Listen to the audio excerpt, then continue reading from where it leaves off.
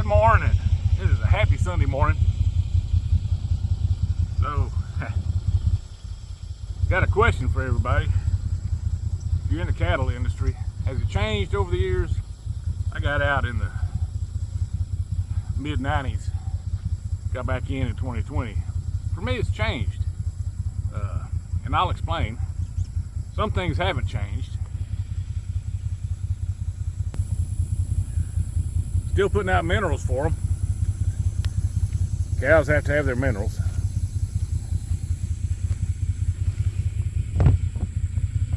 And they've still got plenty. But I got some concept aid, so I probably will change it. So, I ran a cattle operation I started with my grandfather when I was a kid. And we just kind of grew from there.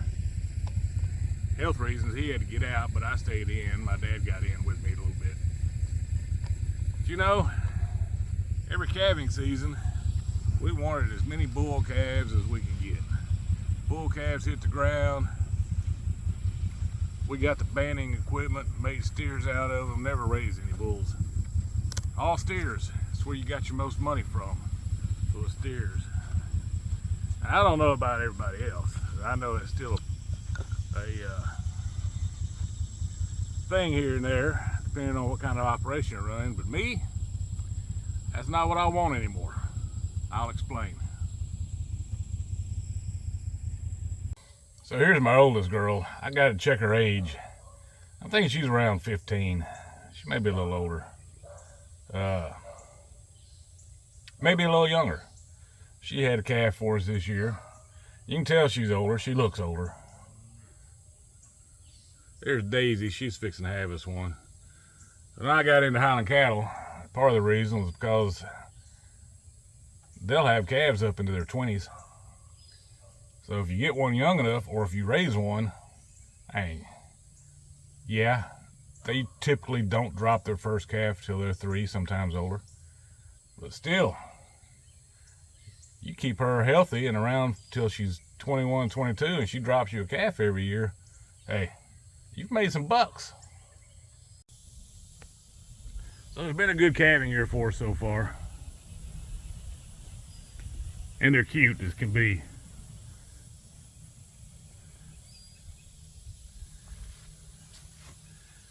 So there's a steer. It's not that we don't want steers.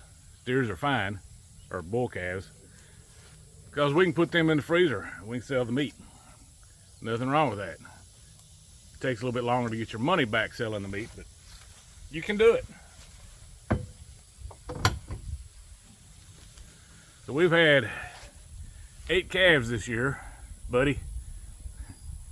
You're gonna be the focus. You mind? Anyhow, we've had 8 calves this year.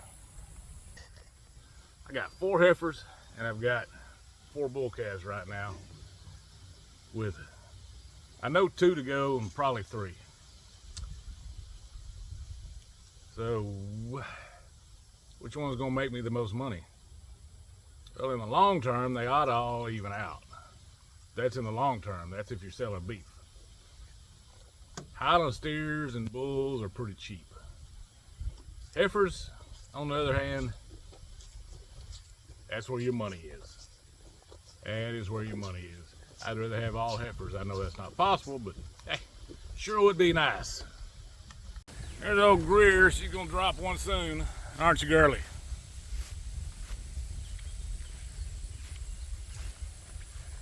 That's her baby. Not a baby anymore, but that's our newest mama back there. She had a bull calf. She broke the streak for the summer. There's our first little summertime heifer. Right there. She is just a doll.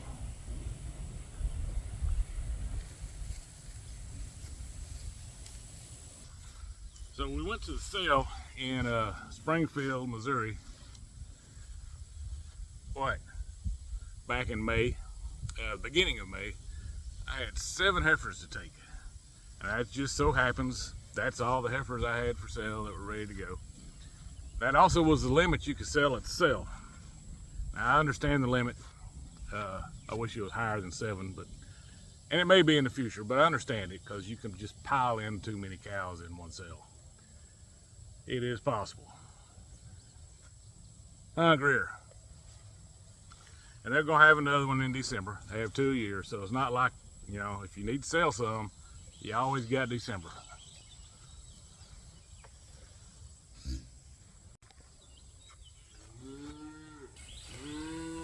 So back in the 90s, I could take, and I know the prices are different today.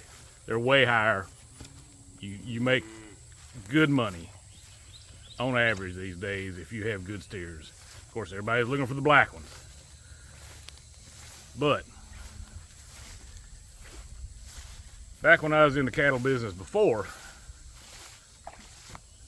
this little booger right here would have been doing good to bring me like $1.10 a pound.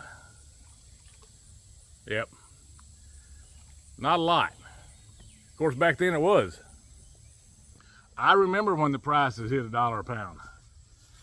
$100 for 100 pounds, however you want to look at it. We thought we were getting rich. But I tell you, 7 steers would have been good to bring me $5,000. Girl, you better drop that calf. You're going to soon, aren't you? But in May, I took all these heifers up. And registration makes a difference. Don't let anybody tell you that it doesn't, because it does. You still get good prices for non-registered stock, but registration, somebody's fixing to make another baby. Let's get away from that. I don't need to share that with anybody. Molly's gonna have a baby soon. Anyhow, registration makes a difference. Molly here, she's registered. Bossy is not. I paid $4,000 for Bossy as a 4-year-old heifer. The next year, I paid over $7,000 for Molly here because she was registered and she's black. Black was the color. White and silver is the color today. Black still does pretty good. Reds and yellows do good because they throw so many different color variations. So my highest price heifer was over $7,000 at the sale. 7 heifers.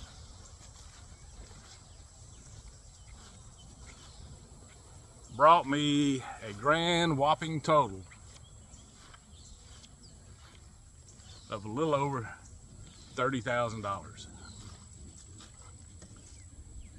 I could not sell 7 in the 90s and get $30,000. No way possible.